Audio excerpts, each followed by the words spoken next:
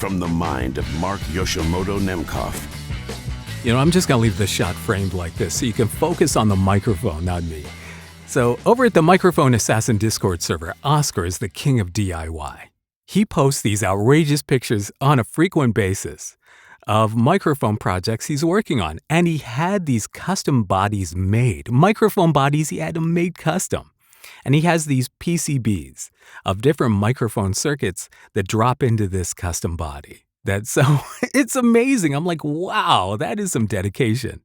And then he'll post a picture occasionally and be like, oh, check this out. This is an original U67 transformer that I picked up. I'm like, that is so awesome.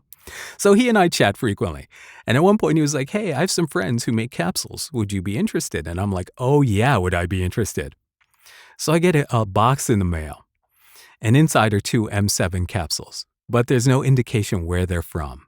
So Oscar's friends have this mystery microphone capsule factory somewhere. And it's not 2 guys in a basement somewhere with hand tools. They have an actual factory and like people working there and everything. It's a fully tooled out factory, but it's like a mystery. And you can't buy these capsules retail yet. But I'm like, okay, well, we're going to have to try this M7 in a way that we can really hear what the capsule sounds like. So I married the capsule to an Alice circuit, which is very clean, very linear, right? Very quiet, very clean, very linear. So what you're really hearing right now through this solid state clean circuit is really the tone of the capsule plus the head basket. And being in a 47-ish style body gives it the proper acoustics for an M7, really. It's the natural habitat of an M7. So view the M7 in its natural habitat. So what I wanted to do, I really wanted to just hear the sound of this capsule. I didn't want to be like, okay, what does this sound like in a microphone? I really want to know what this capsule sounds like. And right away, I'm struck by 2 things. There is a fair amount of girth here, which I would expect with an M7, especially being this up close to it. You know, I mean, for like singing into it, I would back off it more. I wouldn't sing into it this close. But for VO, I'm like, wow, there's a lot of nice low mid girth in there, right? A lot of heft. But the other thing that struck me was that while the low end feels M7-ish to me, the high end does not. But the high end is doing something really interesting and quite special, actually, in my opinion.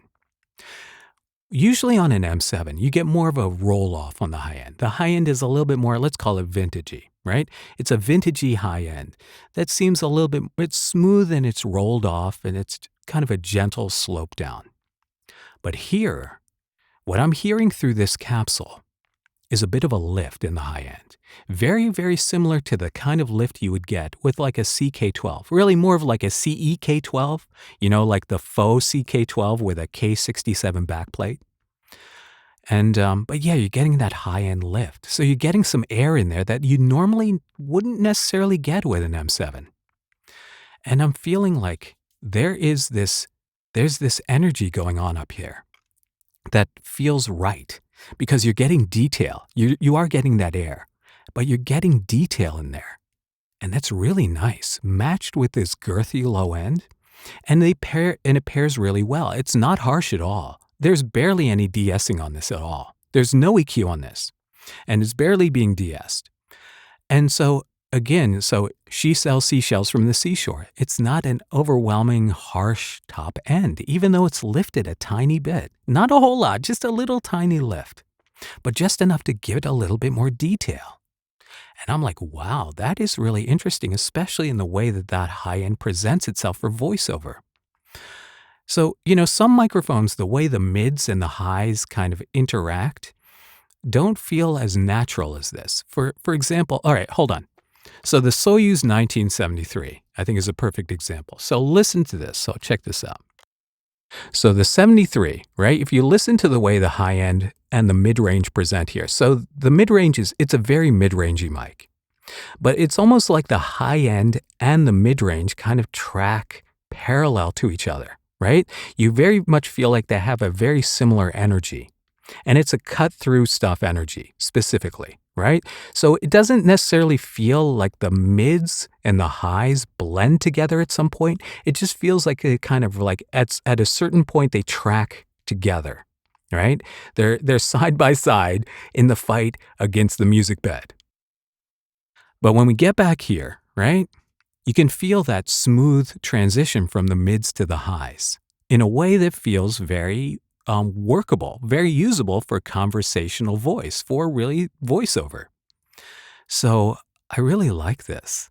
I do. I like the detail on here because, when you get into detail, right? Especially when you're getting into emoting, a lot of detail in your voice comes from up here.